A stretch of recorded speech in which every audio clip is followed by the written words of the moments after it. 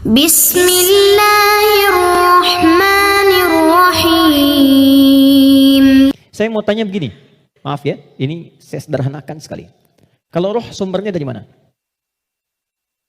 Halo? Roh sumbernya dari mana?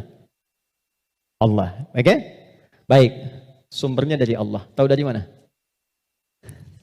Quran surah ke-17 ayat 85. Wa yas'alunaka 'anir ruh qulir ruhu min amri rabbi. Karena roh sumber kehidupan langsung yang ditiupkan pada fisik. Jadi generator kehidupannya di sini. Kalau nggak ada roh, nggak akan bergerak ini. Makanya orang meninggal dicabut rohnya sudah nggak bisa bergerak lagi. Nah, sumber roh itu sumber kehidupan dari Allah. Baik, sekarang saya tanya, kalau Allah maha baik tidak? Ada aibnya tidak? Ada cacatnya tidak? Lihat, kumpulan semua kebaikan, jika dikumpulkan, jujur, sabar, misalnya kan kalau kita kumpulkan sifat-sifat baik itu, semuanya itu akumulasinya disebut dengan takwa namanya. Karena Allah itu maha baik, nggak ada cacatnya, maka semua yang bersumber dari Allah pasti semuanya baik. Dan membawa sifat-sifat kebaikan. Perhatikan, fokus. Roh ini ketika ditiupkan, masuk ke dalam fisik manusia usia 4 bulan, dia membawa sumber-sumber kebaikan. Karena datangnya langsung dari Allah, diperintahkan masuk, maka membawa akumulasi kebaikan. Maka selain roh ini masuk ke dalam fisik, dia juga membawa potensi-potensi kebaikan yang disebut dengan takwa. Ini fa'alhamaha fujuraha takwa. Pelan-pelan. Kalau fisik ini langsung dari Allah atau ada proses dulu? Terbayang nggak maksudnya? Kalau roh itu kan langsung kan? Allah firmankan, masuk kan? Kalau fisik langsung tercipta ada proses dulu? Proses. Tadi kan sampai 4 bulan demikian. Sebelumnya ada proses dan sebagainya. Proses kan? Karena proses didahului dengan ikhtiar, maka tidak sama sifatnya dengan takwa. Dia membawa sifat bawaan disebut dengan fujur. Sekarang perhatikan, saya ilustrasikan. Bismillah. Ini ada gelas. Oke, kosong ya. Ini kalau kalau saya isi air bening, ya kosong kan? Saya bukan ingin sulap ya, cuma ingin tunjukkan. Kalau ini saya isi air bening nih, bening, oke? Bening. Lalu saya campur dengan kopi. Jadi apa warnanya? Oke, berubah warna kan? Intinya hitam misalnya. Saya kasih susu, berubah warna kan? Baik ya? Maka perhatikan baik-baik. Kalau kita ilustrasikan, ini ada tempat, dimasukkan kemudian air bening. Gambarkan yang bening itu takwa ini. Jelas? Takwa itu tadi sifat yang melekat kepada apa? Roh. Masih ingat? Kemudian dia bercampur dengan ini, sifat bawaan dari fisik. Kenapa saya sebut tidak langsung dari Allah, tapi melalui proses ikhtiar yang Allah tetapkan? Karena maaf sekali. Kenapa namanya disebut fujur? Karena ini berkumpul segala macam bentuk di sini. Apakah teman-teman mencari semua yang halal, yang dimasak oleh istri, masuk kemudian ke dalam mulut dan perutnya, dan terkonsumsi oleh janinnya? Apakah dipastikan semua halal? Kalau dia menjadi halal, akan jadi baik. Kalau dia menjadi syubhat, ya akan menjadi bercampur. Kalau dia dari yang haram akan menjadi kotor. Karena itu yang bersumber di fisik disebut dengan fujur, yang ini pasti baik. Tadi saya katakan, kalau campurannya susu, bening, bagus, nyaman. Tapi kalau campurannya kotor, lumpur dan sebagainya, maka jadi bermasalah. Maka jangan pernah membawa sesuatu yang haram, dibawa ke rumah, apalagi dikonsumsi anggota keluarga. Karena itu pasti akan merusak dan berpengaruh kepada karakter. Karena masuknya ke sini. Itu pasti itu. Pasti. Pernah ada riset begini, ini saya langsung lakukan.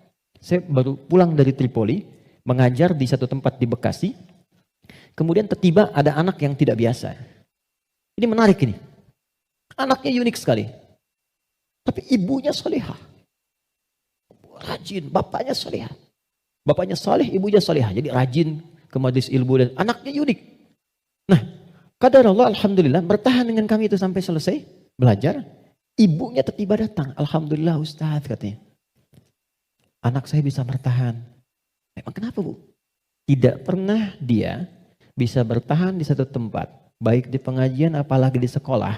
Kecuali setelah 5 menit gurunya akan datang mengantarkan ia kepada saya. Mohon dibawa pulang. Karena kami tak sanggup mengajarinya lagi. Nah, tanpa saya tanya, ibunya cerita, Ustadz izin konsultasi, sebetulnya ini saya adopsi. Karena dulu kami mencoba menyelamatkan, saya bekerja sama dengan kawan saya yang public figure juga perempuan, menyelamatkan 2 anak kembar dari perilaku orang tua yang ayahnya pencuri, ibunya suka mabuk. Jadi begitu sedang mengandung, ibunya masih minum minuman yang diharamkan itu. Maka itu berpengaruh kepada janinnya, lahir ia. Nah, mengeluarkan itu nggak mudah tuh, karena sudah menjadi daging. Maka harus disupport lagi dengan yang halal, ditanamkan lagi yang baik-baik supaya keluar itu. Nanti ada tahap yang ringan, tahap yang menengah, tahap yang paling susah. Tapi itu semua ada caranya untuk mengembalikan. Yang ingin saya gambarkan adalah, hati-hati kita ilmiah sekali hari ini. Ini bawaan dari gabungan fisik sifatnya fujur, yang ini roh membawa sifat takwa. Karena takwa yang bening bercampur dengan fujur, maka merubah keadaan roh. Yang tadinya murni seperti biasa, karena roh membawa sifat takwa, nyampur jadi ini, bercampur dengan fujur. Maka merubah nama roh kemudian menjadi nafas. Pelan-pelan, pelan-pelan. Kalau roh saja yang dibawa sifat takwa, udah pasti baik tuh. Tapi karena dia bercampur dengan ini, yang bahannya banyak tuh, ya, dan sifat fujur, maka berubah nanti dari sifat yang takwa ini bercampur dengan fujur, merubah nama roh saat masuk ke dalam tubuh, berubah menjadi nafas. Dari sini diserap ke dalam bahasa Indonesia menjadi nafas. Ya, maka dikatakan seseorang bisa bernafas ketika rohnya masuk. Tapi dalam keterangan Al-Quran bukan cuma bisa nafas, di situ akan tergabung takwa, potensi yang dibawa oleh roh sebagai sumber kebaikan. Di sini ada fujur, potensi yang dibawa oleh fisik, ya, yang kadang-kadang menjadi lawan daripada sifat kebaikan. Pelan. Sampai di sini bisa dipahami? Artinya apa? Artinya, maaf, di dalam diri kita ini, siapapun manusianya, pasti ada potensi kebaikan. Ini sifat dasar manusia itu baik. Itu sifat dasarnya. Nggak ada yang nggak baik. Makanya, maaf, sepencuri-pencurinya pencuri, sebetulnya hatinya menolak. Ketika akan mencuri, pasti hatinya menolak itu. Itu salah. Karena itu pencuri nggak mau dicuri.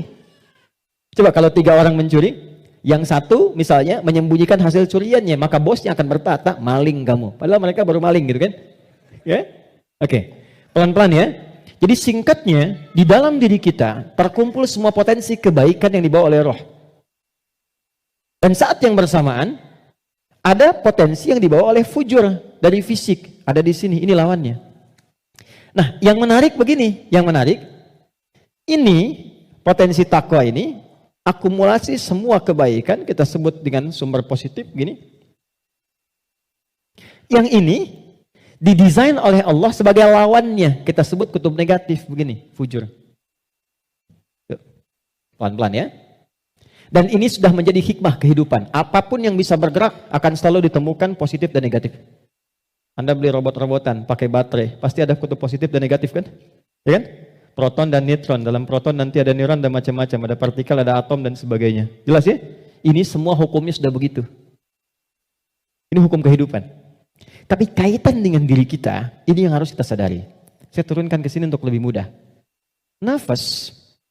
Di sini ada takwa. Semua kumpulan sifat baik, jujur, rendah hati, kemudian sabar, dan seterusnya. Saat yang bersamaan, di sini ada lawannya, sifat fujur. Jadi kalau teman-teman di sini menemukan jujur, di sifat fujur itu ada dusta. Kalau di sini ada rendah hati, di sini ada sombong.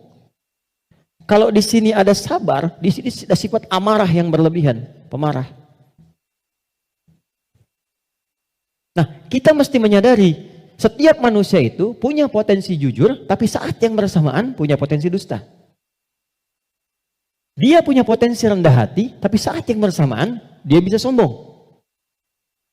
Nah, yang paling menarik adalah bagaimana kita bisa mengendalikan ini sehingga yang keluarnya selalu yang baik.